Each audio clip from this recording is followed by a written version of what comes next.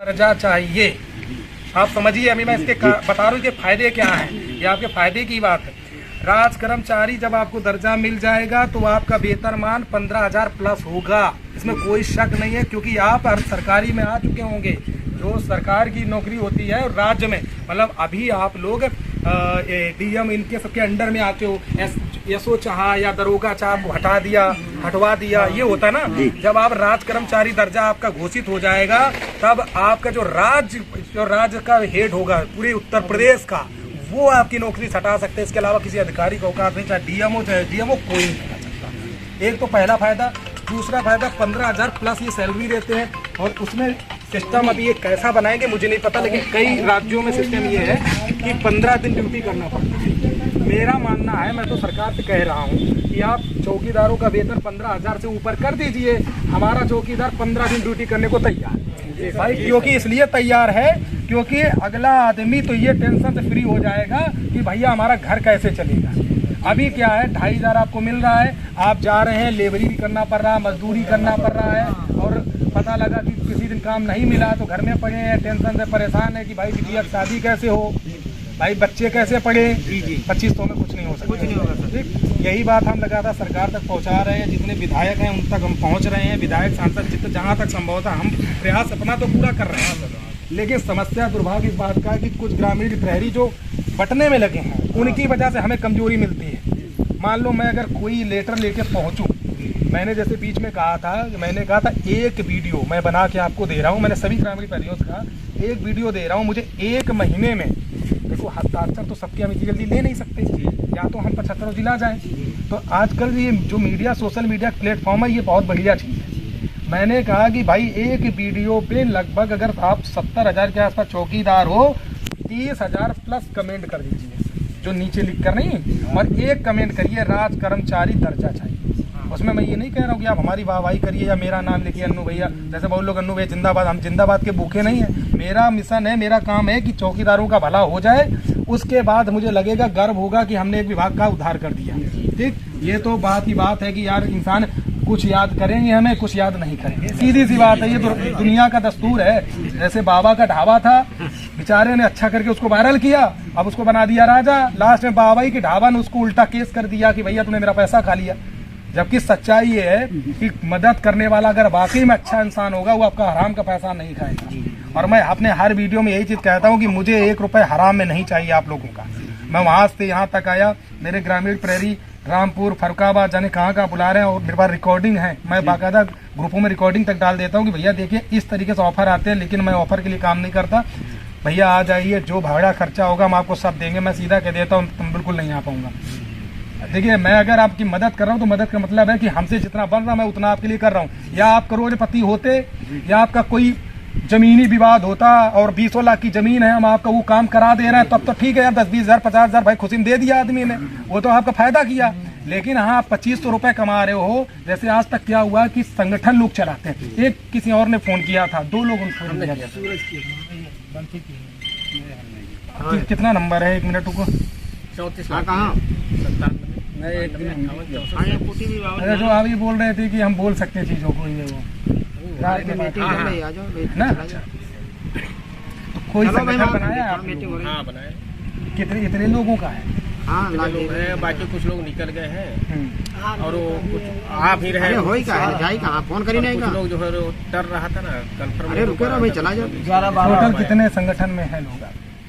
संगठन में 30 लोग तो कंफर्म है, यही थाने से एकदम, एक थाने से। हाँ, आप एक काम करिए, जब आप देखिए संगठन के लेवल पे जाते हैं, जैसे आपने एक थाने के अपने कर लिए चौकीदार, इनका ग्रुप एक अलग बना दीजिए। ठीक, अब जो आपके आसपास दूसरा थाना पड़ता हो, वहां पे 1-2 ऐसे चौकीदार सेट करिए जो आपकी तरह मर्द हों, लोगों को गाइड कर सके, उनको समझा सके। और जिनके समझ में ना आए तो हमने ये ऑप्शन दिया है कि वो हमें वीडियो कॉलिंग करें, वीडियो कॉलिंग के माध्यम से उनको समझाएंगे। मैं इतना ही कर सकता हूँ। मैं अपना अगर गला फूक रहा हूँ इसलिए नहीं फूक रहा हूँ कि टाइम पास कर रहा हूँ। तो आप लोग कोशिश करिए कि 2-3-4 थाने को एक संगठन में जोड़िए, लेकिन उनको जोड़िए एक ही शर्त उनसे साफ बोल दीजिए कि अगर आपको जुड़ना है तो दिल से जुड़िए, नहीं जोड़ना है तो ये नहीं होना चाहिए कि आप जुड़ रहे हैं 4 दिन बाद दूसरे संगठन में भाग गए। ये नहीं, क्योंकि यही हो रहा है भाई। जहां उन्होंने देखा कि अरे ये संगठन बेकार हो गया, अब चलो दूसरे में चलते हैं, इससे क्या होता है आपका नुकसान से। तो आप एक तो नंबर 1 संगठन बनाइए जो कि एक एकता का प्रतीक होगा कि वहाँ का जो अधिकारी होगा वो देखेगा यार थाने के चौकीदार एक साथ हैं, अगर इनके अगर एक को भी हमने कहीं कुछ भी किया तो समझ लो बवंडर हो जाएगा। सबसे पहले तो एक डर ये अधिकारियों के अंदर जाएगा। और मैं इसीलिए बोलता हूँ, हालांकि मुझे लोग कहते हैं कि अनु भैया आप अधिकारियों को ऐसे क्यों तेज तेज बोल देते हो। मैं उसे सीधे कहता हूँ, मैं किसी अधिकारी को गाली नहीं देता हूँ, लेकिन अगर किसी गरीब का शोषण करेगा, हम कह रहे चाहे चौकीदार हो, चौकीदार के अलावा अगर गाँव का भी कोई गरीब है, अगर उसके साथ कोई अधिकारी शोषण करेगा, हम उसको गाली नहीं देंगे, लेकिन अपनी जो मेरी भाषा है उस भाषा में बात करेंगे। आपको जो करना वो आप करिए, हमें जो करना मैं करूँगा। देखिए इतना डर के नहीं जीना, किसी को भी नहीं जीना है। मैं ये भारत है, भारत में सबको आज़ादी है अपने अधिकार के लिए बोलने का। बहुत से चौकीदार डरते होंगे, कहीं नहीं पाते होंगे,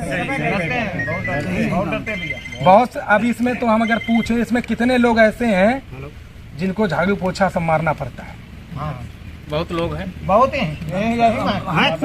पहले थे आपका कितने साल से है दादा? अरे हम 10 भाई अब इस समय जो है थोड़ा बहुत कम पड़ गया है। नहीं तो ये बताइए, जैसे नाम रहा है ये लोग क्या क्या मतलब आपसे करके काम करवाते हैं? कहें तुम्हारी तनख्वाह बढ़ा देंगे, तुम्हारे अब ये करोगे तुम्हारी ड्यूटी बढ़ गई, तुम्हारा बड़ा भारी हुद्दा हो गया, अब ये है सब। अरे तुम कहीं बाहर है, बर्तनों बनावट है सब काम, कोई ऐसा काम नहीं जो न करे पड़े।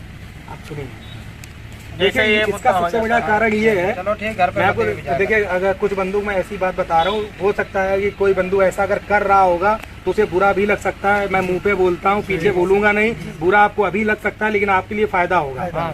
देखिए अगर आपने लालच और स्वार्थ में अगर आप उनका गुलामी कर रहे हैं कि मतलब यार चलो यार एक पैक मिल जाएगा या हमको एक टुकड़ा मछली का मिल जाएगा, तो समझ लीजिए आप अपना गड्ढा खोद रहे हैं।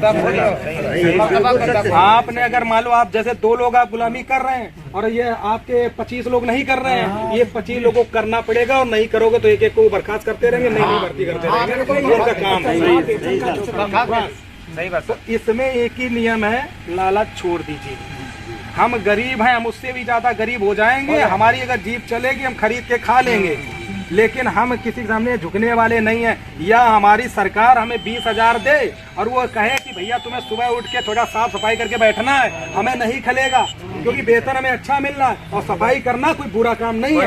मोदी जी सफाई कर सकते हैं तो हम भी कर सकते हैं, ठीक।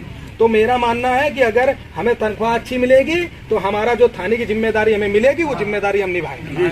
ये नहीं है आप वेतन दे रहे हो 2500 और उनसे फिर कहो कि ये तुम्हारा वेतन बढ़ गया। अरे कोई आसान करा 1000 रुपए बढ़ा के, भाई 1000 रुपए आपने बढ़ा दिया, ठीक है, मैं मानता हूँ कि 70 सालों से तो कोई नहीं सुन रही सरकार, चलो योगी जी ने 1000 बढ़ाया, लेकिन योगी जी को ये सोचना चाहिए जब आपने 1000 बढ़ाया था, उनको ये नहीं पता है कि आजकल शहर में 2500 रुपए में कमरा नहीं मिलता, और जो लोग गांव में रह रहे हैं 2500 रुपए में उनका परिवार नहीं चलेगा अगर राशन खरीदेंगे।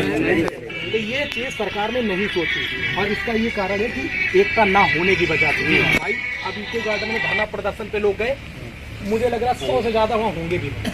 आप लोग में से कोई गया? हम सर गए थे, गए थे, बस से गए तो मेरे से मिले थे? आपसे नहीं मिले थे, हम पीछे रहे थे, आप दूसरे से बात कर रहे थे। अच्छा, हम खड़े रहे थे। देखिए इको गार्डन धरना में 100 लोग पहुंचे, तो मुझे बड़ा दर्द हुआ कि यार 70,000 चौकीदार हैं, ये 100 लोग ही क्या, इनको ही वेतन चाहिए? हाँ, मैंने फिर उसमें अपने चैनल पे ये तक भी बोला, मैंने कहा अगर ठीक है सरकार का बजट बहुत ज्यादा नहीं है तो जो लोग धरना प्रदर्शन कर रहे हैं तो कम से कम इन्हीं को उद्धार कर दो, बाकी को जैसे कट रही जिंदगी कटने दो। भाई जो जितने हम वीडियो में नजर में दे रहे हैं ना, इनके चेहरे पहचान के, इनके नाम गाँव निकाल करके इनका उद्धार कर दीजिए। भाई जो मेहनत कर रहे हैं, हमको गुस्से में ऐसे बोलना पड़ा। और लेकिन फिलहाल अच्छा मुझे ये लगा कि जिस समय वहाँ पे मैं गया था, मैंने वहाँ से ही वादा किया था। हालांकि बहुत सारे विभाग वहाँ बैठे थे, पर सबसे कमजोर विभाग आपका मुझे दिखा।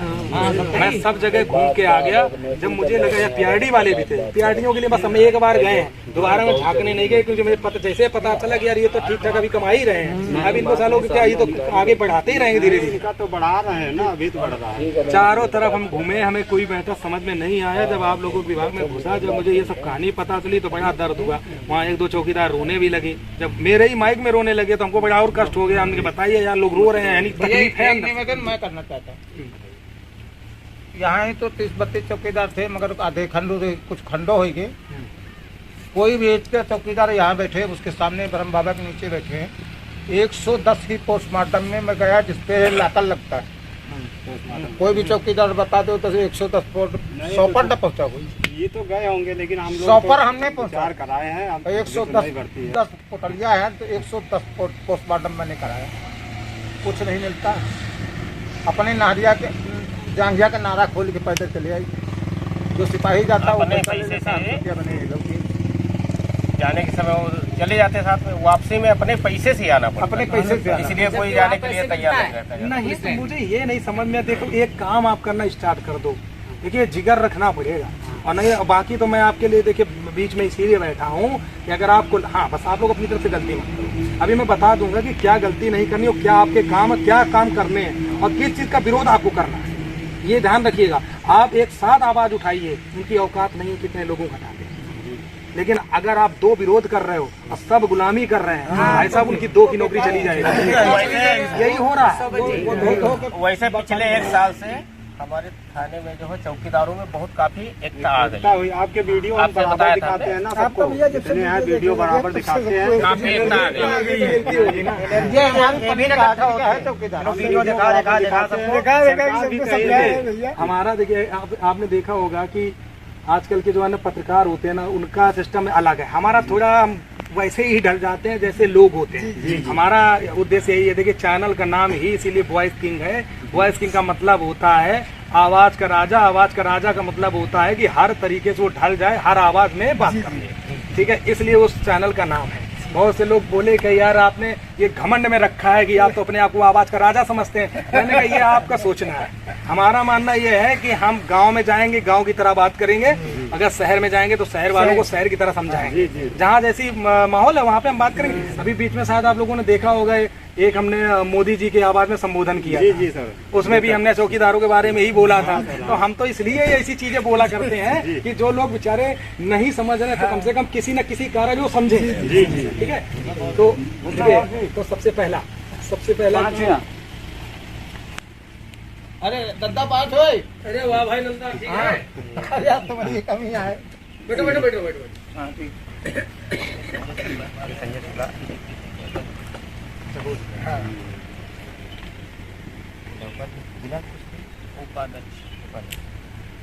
तो आज कोई कार्यक्रम है? अरे हाँ दादा, आपके आशीर्वाद से हम चौकीदारों की मीटिंग है। आम लोगों की कोई समस्या है वो भी जो है यहीं पे है।